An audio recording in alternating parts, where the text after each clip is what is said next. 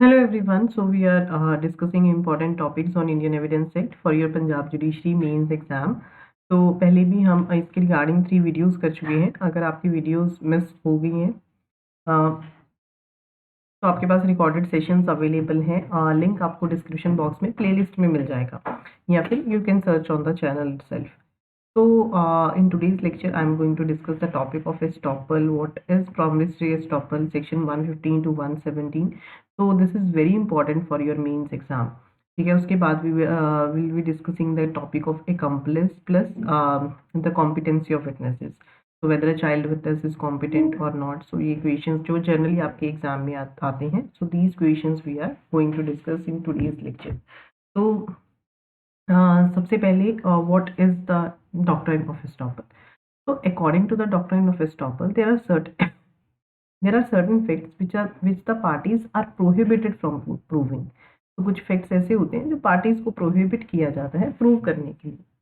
So estoppel is dealt in sections 115 to 117 of the Indian Evidence Act. तो जो section 115 है, this contains the general principle of estoppel. ये general principle of estoppel को contain करता है, whereas section 116 and 117 are the instances of estoppel by contract. तो what section 115 says? सबसे पहले तो इस पे सबसे अर्लियर जो केस है that is Pickard versus Sears का. This is the English case, that is the first case on this, Pickard versus Sears. तो estoppel is not a rule of equity और लॉ. एस्टॉपल जो है ये rule of equity या law नहीं है, but this is a rule of evidence. But ये क्या है? ये रूल ऑफ एविडेंस है. This is based on a famous maxim. ये एक फेमस मैक्सिम के ऊपर बेस्ड है. अगर तो ये आपको याद रहता है then write down in your exam. अगर याद नहीं रहता है तो आप डायरेक्टली इसका मीनिंग भी लिख सकते हो. So this is based on the maxim elegans contraria non est audendus. What is the meaning of this? This means person alleging contrary facts will not be heard. अगर कोई पर्सन कॉन्ट्रेरी फैक्ट्स को allege कर रहा है उसको नहीं सुना जाएगा. This is the meaning of this maxim on which the doctrine of estoppel is based. तो जो एस्टॉपल है this is a rule of civil action only and this has no application in criminal proceedings. इसकी कोई भी application नहीं है criminal proceedings के ऊपर. Now what are the essential ingredients for estoppel? ठीक है, एसेंशियल इंग्रेडिएंट्स क्या है सेक्शन 115 में फॉलो करने के लिए? तो सबसे पहले तो एक रिप्रेजेंटेशन होनी चाहिए. There must be a representation जो एक पर्सन दूसरे पर्सन को करेगा. तो सबसे पहले क्या होना चाहिए? Representation that must be made by one person to another person. दूसरा पर्सन जो है उस रिप्रेजेंटेशन के ऊपर बिलीव करके अपनी पोजीशन को ऑल्टर करेगा, ऑल्टर हिज पोजीशन. दूसरा पर्सन उस पर बिलीव करके अपनी पोजीशन को ऑल्टर करेगा. Then in a suit between the parties, जिस पर्सन ने उसको रिप्रेजेंट किया है, जिस पर्सन ने वो रिप्रेजेंटेशन दी है एंड जिसके बेसिस के ऊपर दूसरे पर्सन ने अपनी पोजीशन को ऑल्टर किया है, now the person who gave the representation is not allowed कि वो अपनी जो है स्टेटमेंट से रिट्रैक्ट करे to deny the truth of his representation. These are the essential ingredients of section 115. ये एसेंशियल इंग्रेडिएंट्स हैं सेक्शन 115 के.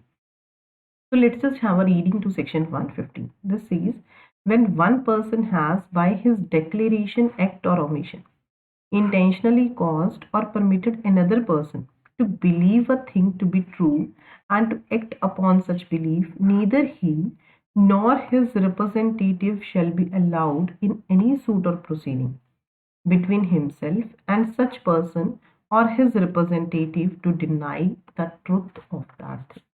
To deny the truth of that thing. So this is regarding what is estoppel. ठीक है, ये हमने देखा कि estoppel क्या होता है. Now there can be promissory estoppel also. So पहले तो हम इसके एग्जाम्पल भी देख लेते हैं, then उसके बाद we'll see what is a promissory estoppel. तो A intentionally and falsely lead करता है B को to believe that certain land belongs to A, कि जो certain land है वो A को belong करती है. And thereby he induces B, वो बी को इंड्यूस करता है उसको बाय करने के लिए एंड टू पे फॉर. जो लैंड बाद में है वो becomes the that becomes the property of A, and A seeks to set aside the sale on the ground that at the time of sale he had no title. Sale के time उसके पास कोई भी title नहीं था. He must not be allowed to prove his want of title. Now उसको allow नहीं किया जाएगा कि वो अपना जो है टाइटल प्रूव करे. So this is your doctrine of estoppel. Now one is estoppel, one is promissory estoppel. एक होता है एस्टॉपल, एक होता है promissory estoppel. What is a promissory estoppel? To understand this पहले एक एग्जांपल देखते हैं, then I will repeat what is a promissory estoppel. For example there was a news in the paper that की जो state government है, ठीक है, state of UP, कि वो एग्जामिशन को ग्रांट करेगी सेल्स टैक्स से 3 साल के लिए. या सेल्स टैक्स से वो एग्जामिशन ग्रांट करेगी अगर कोई भी नया इंडस्ट्रियल यूनिट एस्टैब्लिश करता है. तो there was a person X जो कि एक इंडस्ट्री लगाना चाहता था.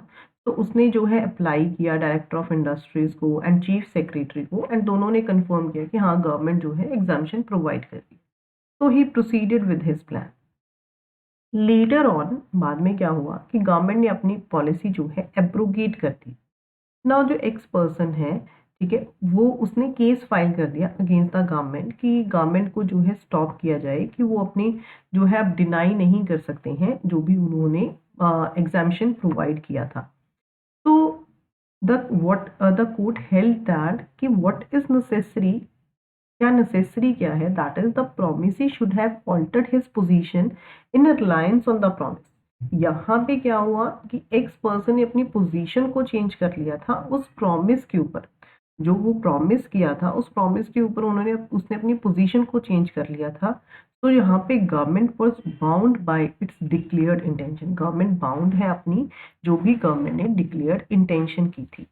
Now what is a promissory estoppel? तो इस एग्जाम्पल को देखने के बाद एक प्रॉमिसरी एस्टॉपल होता क्या है? तो इसका मतलब ये है कि अगर प्रॉमिस इस एक्सपेक्टेशन में किया जाए, if the promise is made in the expectation that it should be acted upon in future, इसके ऊपर फ्यूचर में एक्ट किया जाएगा, and it was in fact acted upon, and in fact उसके ऊपर एक्ट किया गया. सो पार्टी जो प्रॉमिस कर रही है उसको अलाउ नहीं किया जाएगा to back out of it. ठीक है. तो if a promise is made in the expectation, इस एक्सपेक्टेशन में कि उसके ऊपर जो है फ्यूचर में एक्ट किया जाएगा, and it was in fact acted upon, then the party making the promise will not be allowed to back out of it. तो जो कंसेप्ट ऑफ प्रॉमिसरी एस्टॉपल है, this differs from the concept of estoppel as contained in section 150. तो promissory estoppel का concept जो है वो differ करता है from the concept of estoppel that is contained in section 150. This says that कि जो रिप्रेजेंटेशन है डॉक्ट्रिन ऑफ एस्टॉपल में, that relates to the existing facts, वो एग्जिस्टिंग फैक्ट से रिलेटेड है. वेयर एज जो रिप्रेजेंटेशन है उसमें that is in the case of not in the case of estoppel but in the case of promissory estoppel that is regarding the future intention. वो future intention के regarding.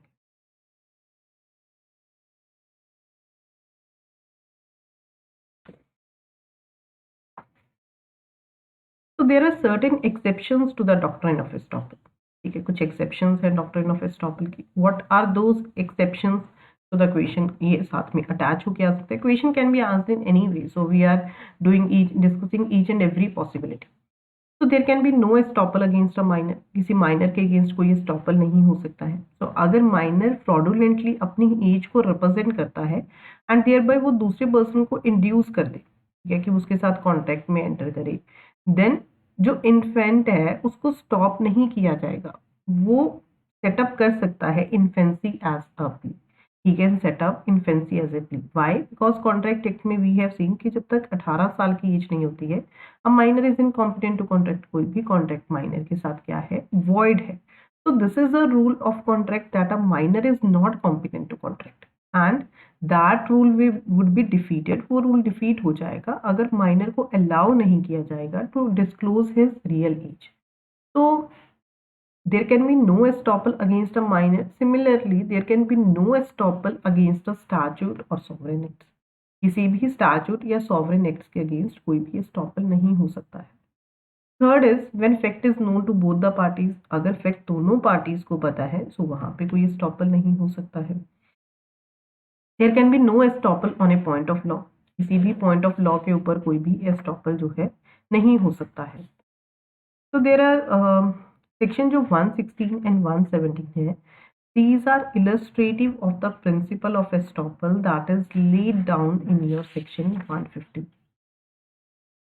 तो section 116 provide करता है, this provides that कि a person who comes into an immovable property, कि अगर कोई person किसी इमूवेबल प्रॉपर्टी पे आया, वो पोजेशन टेकिंग, उसने पोजेशन ले लिया उस पर्सन से जिसने उसको एज अ लैंडलॉर्ड जो है एक्सेप्ट कर लिया. जब तो उसने पोजेशन लिया तब तो उसको कोई प्रॉब्लम नहीं थी कि ये प्रॉपर्टी लैंडलॉर्ड की है या नहीं. लेटर ऑन वो डिनाई करने लग गया कि ये प्रॉपर्टी लैंडलॉर्ड की नहीं है. तो बिगिनिंग ऑफ टेनेंसी में उसको कोई प्रॉब्लम नहीं थी. Later on he started doing this, तो he will not be allowed to deny ये प्रॉपर्टी जो है वो लैंडलॉर्ड की नहीं है. अगर वो ऐसा करना चाहता है, पहले उसको जो है अपना टाइटल जो है वो वापस करना होगा. पहले उसको जो है लैंडलॉर्ड टेनेंट का रिलेशन खत्म करना होगा, then he can do so. So this means no tenant of immovable property, कोई भी टेनेंट जो इमूवेबल प्रॉपर्टी के ऊपर है, और a person claiming through such tenant shall during the continuance of such tenancy,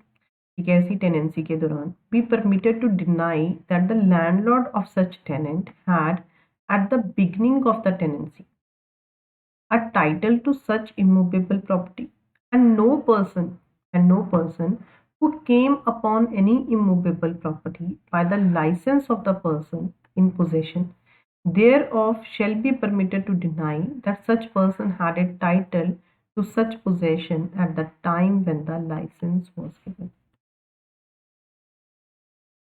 So in short we can see that कि एक tenant को a tenant a licensee is not permitted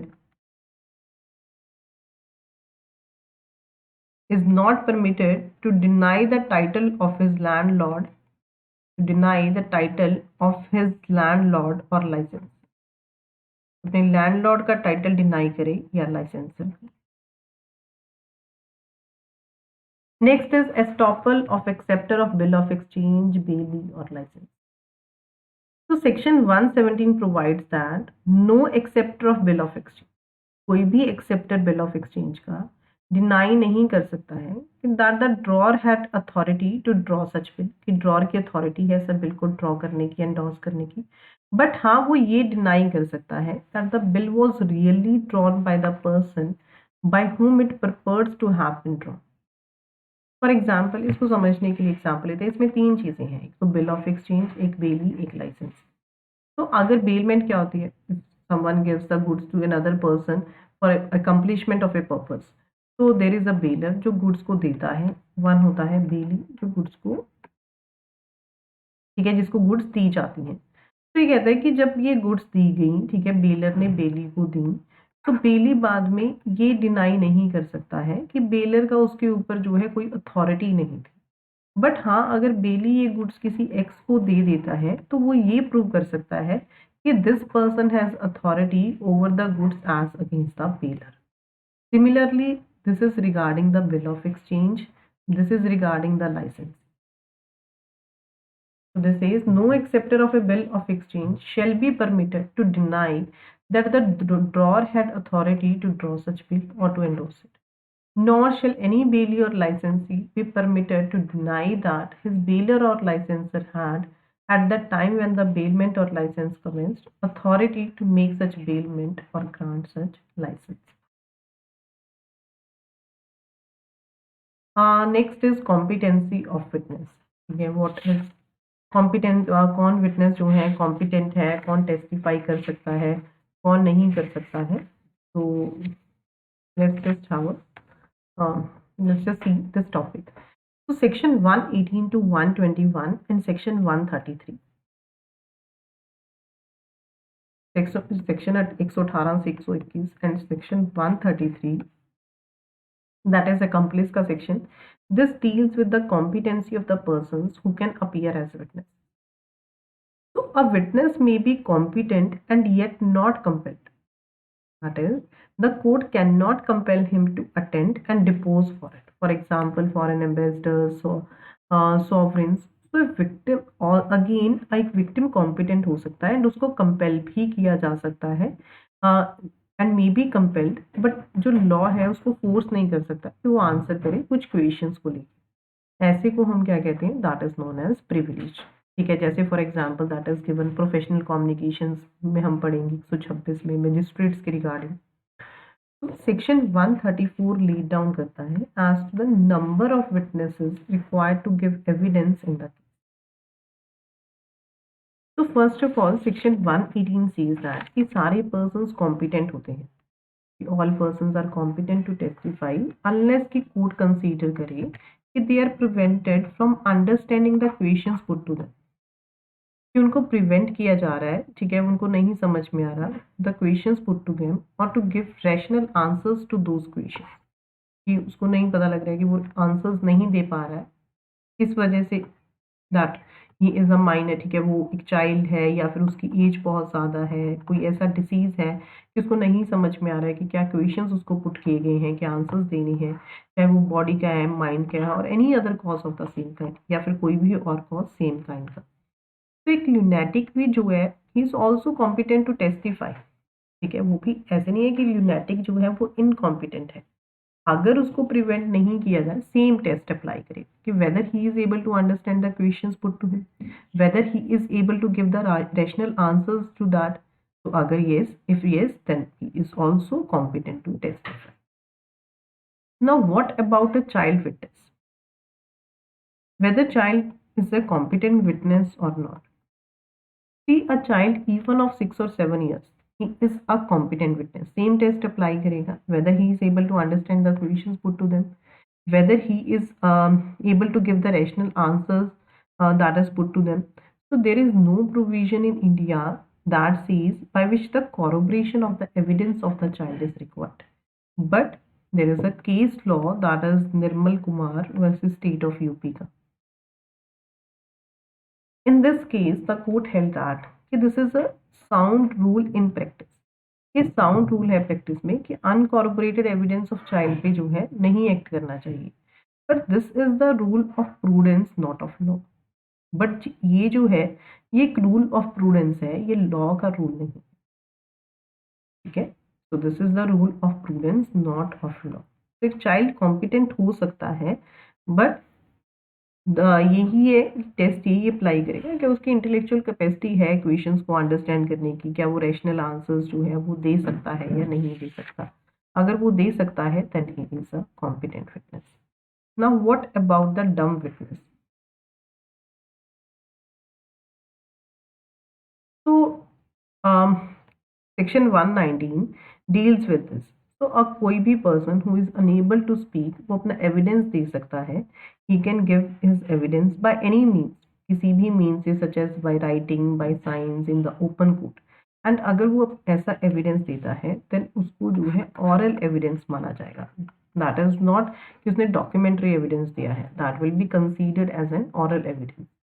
this further says that if the witness is unable to communicate verbally, अगर witness verbally नहीं communicate कर पा रहा है तो कोर्ट असिस्टेंस ले सकती है किसी इंटरप्रेटर की, स्पेशल एजुकेटर की, जो स्टेटमेंट को रिकॉर्ड करने में हेल्प करे। एंड ऐसी स्टेटमेंट को जो है वीडियोग्राफ किया जाएगा and such statement shall be videographed. Now these sections will do later on. First of all, we'll study about accomplice. That is your section 133. So who is an accomplice? An accomplice is a person who has taken part in the commission of a crime. That is a guilty associate or partner in the crime. So when an offense is committed by more than one person, everyone participating in the commission is an accomplice. अगर कोई offence एक से ज़्यादा लोगों ने किया है, so everyone participating in that is an accomplice. Accomplice को हम अप्रूवर कहते हैं if he is granted pardon under section 306 of CRPC. An accomplice is known as approver if he is granted pardon under section 306 of the CRPC. फिर accomplice approver बनने के बाद वो एक prosecution witness बन जाता है. An accomplice by becoming an approver becomes the prosecution witness. So when he appears as a witness for the prosecution against the accused person, जिसके साथ उसने क्राइम किया है मिलके, ना क्वेश्चन ये अराइज करता है कि इसकी एविडेंस की वैल्यू क्या होगी. What is the value of the evidence of a former criminal turn witness. Why? क्योंकि इसने खुद ही क्राइम किया है. ठीक है, अब ये जाके क्या कर रहा है, अब ये खुद को बचाने के लिए जो है स्टेटमेंट्स दे रहा है दूसरों के. तो what is the value of his evidence. So there are two provisions in Indian Evidence Act regarding this. One is your section 133, one is section 114 illustration. So these two sections is to be read together. Very important provision. This can be asked in any way. You write a short note on an accomplice evidence. Who is an approver? Who is an accomplice? An accomplice is unworthy of credit unless corroborated in material particulars. Discuss with relevant to the statutory provisions and case law. ठीक है, इसमें आपको साथ में case law भी पूछे जा सकते हैं सेपरेटली. तो section 133 says that an accomplice shall be a competent witness. एक accomplice जो है वो competent witness होगा against an accused person and एक conviction illegal नहीं है merely because it proceeds upon the uncorroborated testimony of an accomplice. क्योंकि वो proceed कर रही है एक uncorroborated testimony of an accomplice. तो but if we read section 114 illustration B को अगर आप पढ़ोगे, in this is a may presume section that we have studied कि court may presume certain state of affairs. So this says that the court may presume एक accomplice जो होता है that is unworthy of credit, that an accomplice is unworthy of credit unless he is corroborated in material particulars. जब तक कि उसको corroborate ना किया जाए material particulars में से. So there is a case law regarding this. To clarify this, there is a case law that is Dagdu versus State of Maharashtra का. इसके आपको केसेस याद रखने हैं. ठीक है, साथ में अटैच होके आपको याद है कि explain this with the case laws. Dagdu versus State of Maharashtra एक भुवनी साहू का केस है. So in this case, the court clarified that there is no antithesis between section 133 and 114 illustration B के बीच में कोई भी antithesis नहीं है, क्योंकि illustration सिर्फ ये कहती है that the court may presume a certain state of affairs. कि कोर्ट जो है certain state of affairs को presume कर सकती है. ये कोई भी conclusive presumption नहीं draw कर रहा है. तो section 133 is a clear authorization to the court. ये तरह की क्लियर ऑथोराइजेशन है जो कि कोर्ट्स को दी जाती है to convict on the corroborated testimony of an accomplice. But क्योंकि ऐसा जो विटनेस है वो खुद ही क्रिमिनल है, हो सकता है कि वो ट्रस्टवर्दी ना हो. So that's why the courts are guided by section 114 illustration B से कोर्ट्स को गाइड किया जाता है. So that is, if necessary, the court should presume that he is unreliable unless his statements are supported or verified by some independent evidence. So this was laid down by the court in this landmark judgment. See, section 133 is a rule of law. ये एक rule of law है, but जो section 114 illustration भी है, this is a rule of prudence. ये एक rule of prudence. ठीक है, that is this is a sound rule of practice कि ऐसे क्रिमिनल टर्न की ऐसे पर्सन के ऊपर जो है नहीं भरोसा किया जाना चाहिए अनलेस उसकी स्टेटमेंट को कॉर्पोरेट ना किया जाए. तो what is the reason behind कि ऐसे पर्सन की स्टेटमेंट को नहीं यूज करना चाहिए अनलेस कि वो कॉर्पोरेटेड ना हो. The reason is first is that he himself is the participant in the commission of the actual crime. उसने खुद ही पार्टिसिपेट किया है एक्चुअल क्राइम में. सो एविडेंस जो है उसका वो टेंटेड सोर्स से आ रहा है. सेकेंड इज वो फेथलेस है अपने कंपेनियंस को लेके. तो he may be faithless to the court, वो फेथलेस होगा ऑब्वियसली कोर्ट को भी, क्योंकि उसका मोटिव है कि वो गिल्ट शिफ्ट करने का खुद से दूसरे बंदे के ऊपर, सो दैट कि वो कोर्ट से जो है पार्डन ग्रांट कर सके। तो अगर वो अप्रूवर है, so he has been favoured by the state and this is therefore likely कि वो भी स्टेट को फेवर करे। So these are the reasons according to which it is not good to act upon the uncorroborated testimony of an account.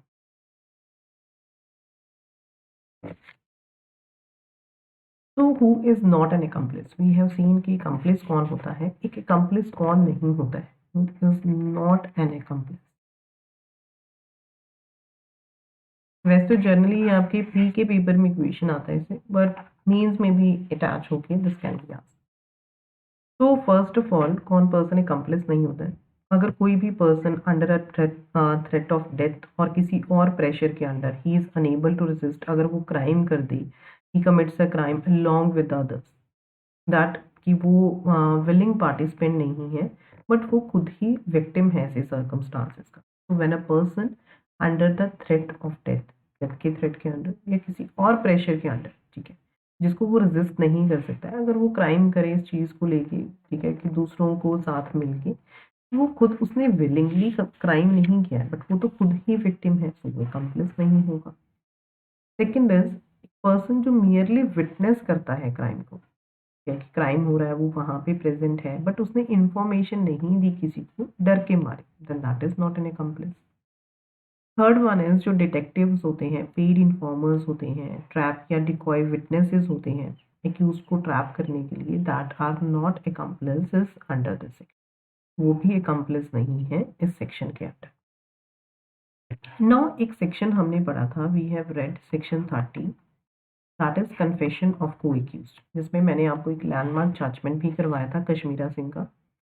तो what is the difference between the confession of को accused versus accomplice evidence. तो दोनों के बीच में difference क्या है section 30 के बीच में एंड accomplice एविडेंस के बीच में. So the confession of co-accused is not treated in the same way as the testimony of an accomplice. So the first thing is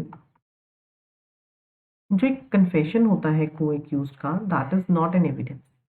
वो एक एविडेंस नहीं होता. वाई? बिकॉज ना तो उसको ओथ पे रिकॉर्ड किया जाता है, ना ही उसको एक्यूज्ड की प्रेजेंस में दिया जाता है, ना ही उसको आप वेरीफाई कर सकते हो by cross examination. That is not an evidence. Whereas जो accomplice का एविडेंस होता है, that is given on oath, that is tested by the cross examination. तो it has a higher probative value, इसकी higher probative value होती है. Second is जो को एक्यूज का कन्फेशन है, that must only be taken into consideration along with the other evidence. उसको consideration में लिया जाना चाहिए along with the other evidence, and it alone can not form the basis of A conviction.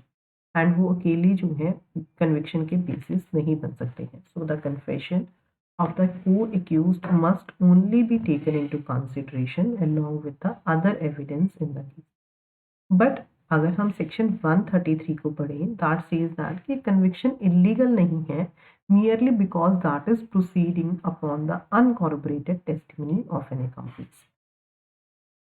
जो philosophy है section 30 की, this is that कि confession जो है ऑफ को accused, this affords some sort of sanction in support of the truth of his confession against others and himself. So this is the difference between your section 30 and section 133 of the Indian Evidence Act. So next topic that we'll be discussing is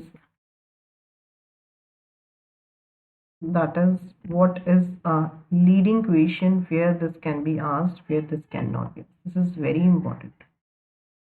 So what is a leading question? So any question suggesting the answer which the person putting it wishes or expects to receive, that is called a leading question. So 141 में इसकी definition दी हुई है. For example, अगर कोई किसी को पूछे don't you reside in such and such place, are you not in the service of such and such place, अगर ऐसे क्वेश्चंस पूछे जाते कि डोंट यू रिजाइड इन दिल्ली, तो क्वेश्चन में ही आंसर दे दिया. So any equation suggesting the answer which the person putting it wishes or expects to receive, that is the leading question. तो leading questions जो हैं वो कहाँ पे पूछे जा सकते हैं? Leading questions can be asked in cross examination. This is given in your section 143. Leading questions को क्रॉस एग्जामिनेशन में पूछा जा सकता है. Why leading questions can not be asked in the examination in chief और री एग्जामिनेशन? ये जो purpose होता है एग्जामिनेशन इन चीफ का, ये अनेबल करता है विटनेस को कि वो कोर्ट को बताए अपने खुद के वर्ड्स में the relevant facts of the case. अगर लीडिंग क्वेश्चंस को एग्जामिनेशन चीफ में परमिट करने कोर्ट ने अलाउ कर दिया, तो हो सकता है कि लॉयर जो है उसको क्वेश्चन कर रहा है, वो अपनी खुद की ही एक स्टोरी जो है कंस्ट्रक्ट करना चाहे from the mouth of the witness that suits his client. So witness is presumed, so that's why he is not leading questions are not allowed in examination in chief. So this is allowed in the cross examination. Why? Because very purpose of the cross examination, purpose क्या होता है cross examine करने? ये person की credibility को, accuracy को and general reliability of the witness को check करता है. So where leading questions can be asked. Leading questions और कहाँ पे पूछे जा सकते हैं? एक तो क्रॉस एग्जामिनेशन में that can be asked. Leading questions can be asked where it is not objected by the opposite party. ठीक है, अगर ऑपोजिट पार्टी जो है ऑब्जेक्ट ना करे, वहाँ पे लीडिंग क्वेश्चंस पूछे जा सकते हैं. अगर ऑपोजिट पार्टी ऑब्जेक्ट करती है बट कोर्ट ओवर रूल कर दे ऐसी ऑब्जेक्शन को, but court over rule such objection. अगर जो मैटर जिसके साथ डील किया गया है अगर वो इंट्रोडक्टरी है, अगर वो अनडिस्प्यूटेड नेचर का है, ठीक है, if that is introductory, that is undisputed nature, और जो मैटर है that has already been sufficiently proved, वहां पे किया जा सकता है. Where they may be asked in the cross examination, there that can be asked.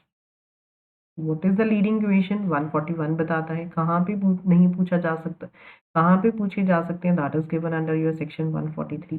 Where that can not be asked, that is given in section 142. So this is leading questions must not, is if objected to by the adverse party, be asked in the examination in chief except with the permission of the.